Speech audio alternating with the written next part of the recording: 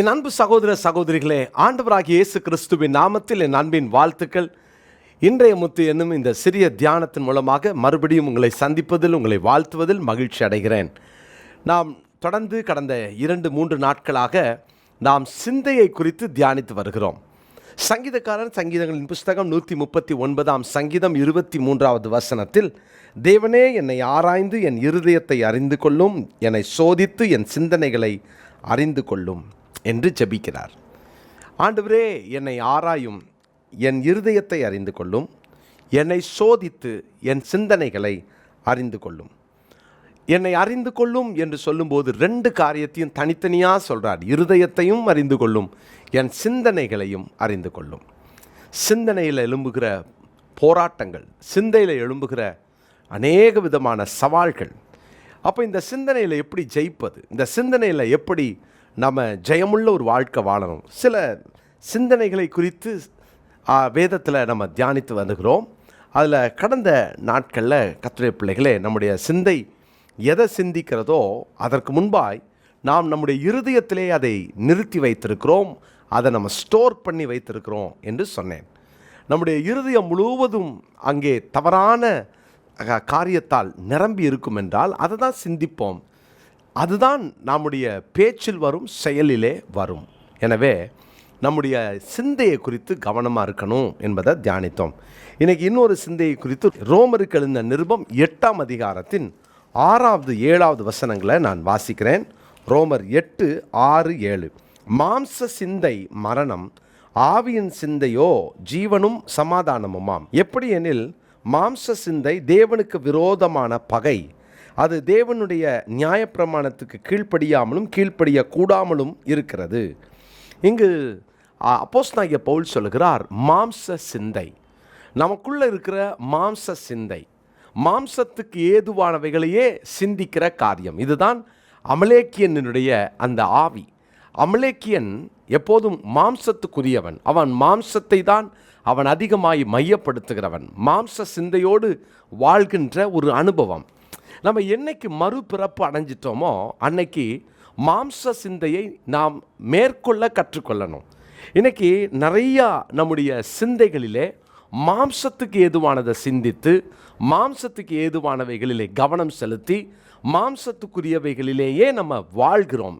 ஏன்னா மாம்சத்தை நம்ம அதிகமாக கொழுக்க பண்ணுகிறோம். மாம்சத்துக்குரிய அந்த போராட்டத்தில் நம்ம ஜெயிக்க முடியலை. இப்படி தான் அப்போஸ்தலனாகிய பவுல் கலாத்தியருக்கு எழுதின நிருபம் 6ஆம் அதிகாரத்தில் 17ஆம் வசனத்தில், மாம்சம் ஆவிக்கு விரோதமாகவும் ஆவி மாம்சத்துக்கு விரோதமாகவும் இச்சிக்கிறது. இந்த ரெண்டும் அங்கே ரெஸ்லிங் நடந்துகிட்டே இருக்குது, விரோதமாக இருக்குது. அப்போ மாம்சம் எதை சிந்திக்குதோ அதை நம்ம செய்ய அது அதிகமாக நம்மை கட்டாயப்படுத்துகிறது. நான் வேதத்தில் எபேசியருக்கு எழுதின நிருபம் 2ஆம் அதிகாரம் 3வது வசனத்தை நான் வாசிக்கிறேன். அவர்களுக்குள்ளே நாம் எல்லாரும் முற்காலத்திலே நமது மாம்ச இச்சையின்படியே நடந்து, நமது மாம்சமும் மனசும் விரும்பினவைகளை செய்து, சுபாவத்தினாலே மற்றவர்களைப் போல கோபாக்கினின் பிள்ளைகளாய் இருந்தோம். நம்ம முற்காலத்தில் எப்படி வாழ்ந்தோம்? நம்முடைய மனசும் நம்முடைய மாம்சமும் விரும்பினதை செய்தோம். நம்முடைய மனசு என்ன விரும்புதோ அதற்கு முக்கியத்துவம் கொடுக்க ஆரம்பித்தோம். அதனால தான் நம்ம மாம்சத்தின்படி நடப்பதற்காக அழைக்கப்பட்டவர்கள் அல்ல. பிரியமானவர்களே, ஒருவேளை ஒரு பிரச்சனை, அந்த பிரச்சனை நீங்கள் ஃபேஸ் பண்ணும்போது ஆவிக்குரிய ரீதியில் அதை பார்க்குறீங்களா அல்லது மாம்ச ரீதியில் அதை பார்க்குறீங்களா? நீங்கள் ஆவிக்குரிய ரீதியில் அதை பார்க்க ஆரம்பிச்சிங்கன்னா அதை எப்படி மேற்கொள்ளலான்னு ஆவியானவர் உங்களை நடத்துவார், கற்றுக் கொடுப்பார். ஆனால் மாம்சத்துக்குரிய ரீதியில் அதை பார்த்தீங்கன்னா நீங்கள் மாம்சத்தில் தான் சண்டை போடுவீங்க. அதனால தான் பவுல் அப்போஸ்தலன் சொல்லுகிறார் எபேசியர் 6ஆம் அதிகாரத்தில், நம்முடைய யுத்தங்கள், போராட்டங்கள் மாம்சத்தோடும் இரத்தத்தோடும் அல்ல. நீங்கள் மாம்சத்தோடவே போராடிட்டு இருக்கிறீங்களா? மாம்ச சிந்தை உங்களுக்குள்ளாக இருக்கிறது என்று அர்த்தம். மாம்சத்துக்குரியதை சிந்தித்து இந்த பூமிக்கு அடுத்த காரியங்களில் கவனம் செலுத்தி நம்முடைய எல்லா சிந்தைகளையும் இந்த உலகத்தின் மேலே பதித்து இவைகளையே சிந்தித்து கொண்டு இருக்கிறோம் இல்லையா? அதனால தான் நமக்குள்ள அந்த மாம்சத்தினுடைய கிரியைகள் வெளிப்படுகிறது. பாருங்கள், அப்போஸ்தலனாகிய பவுல் கலாத்தியருக்கு எழுதின நிருபத்தில் அவர் அங்கே மிகவும் அழகாக அந்த மாம்சத்தினுடைய கிரியைகளை குறித்து எழுதுகிறார். 19வது வசனத்தில் மாம்சத்தின் கிரியைகள் வெளியரங்கமாக இருக்குது. இதுதான் மாம்ச சிந்தை. மாம்ச சிந்தையெல்லாம் இருதயத்தில் ஸ்டோர் பண்ணி வச்சிருக்கிற அந்த மாம்சத்துக்குரிய காரியங்கள் என்ன? விபச்சாரம், வேசித்தனம், அசுத்தம், காமவிகாரம், விக்கிரக ஆராதனை, பில்லி சூனியம், பகைகள், விரோதங்கள், வைராக்கியங்கள், கோபங்கள், சண்டைகள், பிரிவினைகள், மார்க்கபேதங்கள், பொறாமைகள், கொலைகள், வெறிகள், களியாட்டுகள் முதலானவைகளே. இதெல்லாம் மாம்சத்துக்குள்ள நான் ஸ்டோர் பண்ணி வச்சிருக்கிறேன். இதை தான் சிந்திச்சுக்கிட்டே இருக்கிறோம்.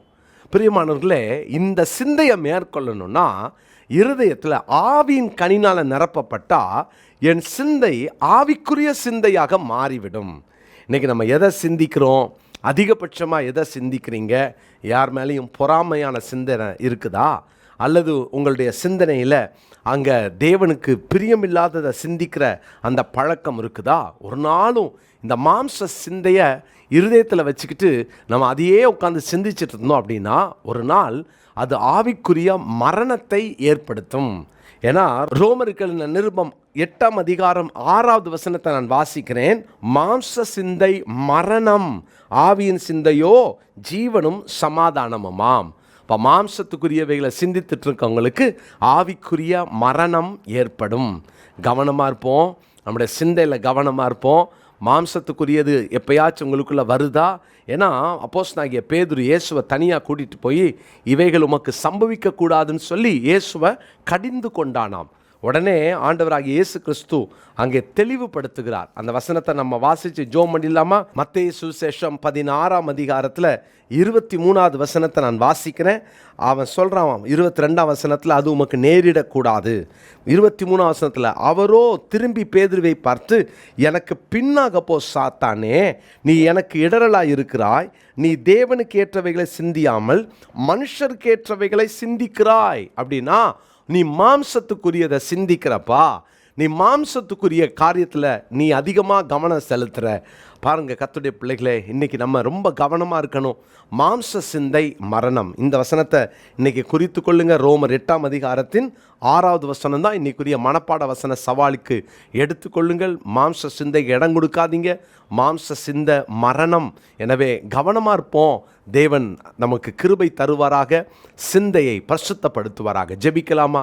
நல்ல தகப்பனே, எங்களுடைய இருதயம் முழுவதும் மாம்சத்துக்குரிய காரியங்களால் நிரம்பி இருந்தால் அதை தான் நாங்கள் சிந்தித்து கொண்டு இருப்போன்றதை எங்களுக்கு கற்றுக் கொடுத்தீங்க ஆண்டவரே. எங்களுடைய வாழ்க்கையில் ஆவியின் கனியினால் எங்களை நிரப்பிருங்கப்பா. ஆவியின் கனி நிறைந்த அந்த வாழ்க்கை எங்களுக்கு வேணும். அப்போ தான் மாம்சத்தில் ஆண்டவரே நாங்கள் சிந்திக்காமல் ஆவியில் சிந்திப்போம். அது எங்களுக்கு நித்திய ஜீவனை கொடுக்குன்னு வாசிக்கிறோம். மாம்ச சிந்தை மரணம்னு வாசிக்கிறோம். எங்களுக்குள்ள அந்த சிந்தை வேணாம். எங்கள் சிந்தையை பரிசுத்தப்படுத்துங்க. மாம்சத்தை அதிகமாக முக்கியத்துவம் கொடுத்து மாம்சத்தை சிந்தித்து மாம்சத்துக்குரியவர்களை நடந்து உங்களை துக்கப்படுத்துறதை காட்டிலும் எங்கள் சிந்தைகளை பரிசுத்தப்படுத்திடுங்க. தொடர்ந்து இந்த வார்த்தை கேட்கிற அத்தனை பேருக்கும் அந்த கிருபைகளை தாங்க. இயேசுவின் நாமத்தில் ஜெபிக்கிறேன் பிதாவே, ஆமென். கிறிஸ்துவுக்குள் பிரியமானவர்களே, இயேசு கிறிஸ்துவின் இனிய நல்ல நாமத்தில் என் அன்பின் வாழ்த்துக்கள். இந்த 2024 வருஷத்தின் பாராளுமன்ற தேர்தலுக்காக நம்முடைய தேசம் ஆயத்தமாகி கொண்டிருக்கிறது. எல்லா கட்சிகளும் மிக மும்முரமாக செயல்பட துவங்கிவிட்டார்கள்.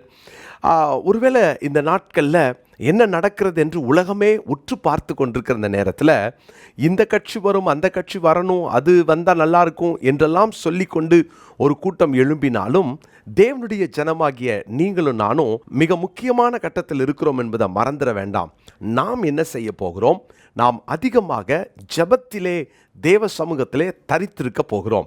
பிரியமானவர்களே, இந்த ஜெபத்தில் நீங்கள் கலந்து கொள்ள வேண்டும் என்று நான் அன்போடு கட்டாயமாக அழைக்கிறேன். காரணம், நீங்கள் யாராக இருந்தாலும் தேசத்தின் மேல் உங்களுக்கு விருப்பமும் பிரியமும் அன்பும் இருக்கும் என்றால், தேசத்தில் தேவன் எங்களுக்கு ஒரு சேமத்தை கட்டளையிடணும் அப்படின்ற ஒரு ஆசையும் எதிர்பார்ப்பும் உங்களுக்குள் இருக்கும் என்றால் நீங்கள் இந்த ஜெபத்தில் கலந்து கொள்ள வேண்டும்.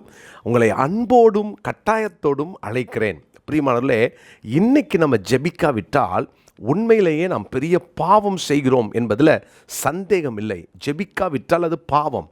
நாம் ஜெபிக்க ஆண்டவர் இன்றைக்கு நமக்கு ஒரு நல்ல வாய்ப்பை தந்திருக்கிறார். பாருங்க, ஏப்ரல் 1ஆம் தேதியிலிருந்து ஜூன் மாதம் 1 தேதி வரைக்கும் நம்ம தொடர்ந்து ஜெபிக்க போகிறோம். ஆனால் கருமையான தேவனுடைய பிள்ளைகள் இந்த 2 மாதமும் இடைவிடாமல் நம்ம ஜெபிக்க போகிறோம். அதாவது 24/7 ஒரு செயின் ப்ரேயரை அரேஞ்ச் பண்ண ஆண்டவர் பாரப்படுத்தினார். எனவே நீங்கள் இந்த வீடியோவை பார்க்குறவங்க உடனடியாக உங்கள் சபையில் இருக்கிற யாருக்காவது நீங்கள் அனுப்புங்க. உங்கள் கான்டாக்டில் இருக்கிற தேவ ஜனங்களுக்கு நீங்கள் அனுப்புங்க. நீங்கள் கூப்பிடுங்க. நீங்கள் பார்க்குற நீங்கள் ஒரு டீமை உருவாக்குங்க. ஒரு குரூப்பை நீங்கள் உருவாக்கலாம். அந்த குரூப்பில் நீங்கள் ஒரு லீடராக இருங்க. அந்த குரூப்பில் 96 பேரை நீங்கள் இணைக்க வேண்டும். பிரியமானவர்களே, உடனே உங்கள் மனசில் 96 பேரை நான் எங்கே போய் பிடிப்பேன், யாரை பிடிப்பேன் அப்படின்னு நீங்கள் நினைக்கலாம். நீங்கள் ஃபோனில் ஒருவரை அழைங்க. அந்த ஒருவர்கிட்ட சொல்லுங்கள், உங்களுக்கு தெரிந்த ஒருத்தரை கூப்பிடுங்கன்னு சொல்லுங்கள்.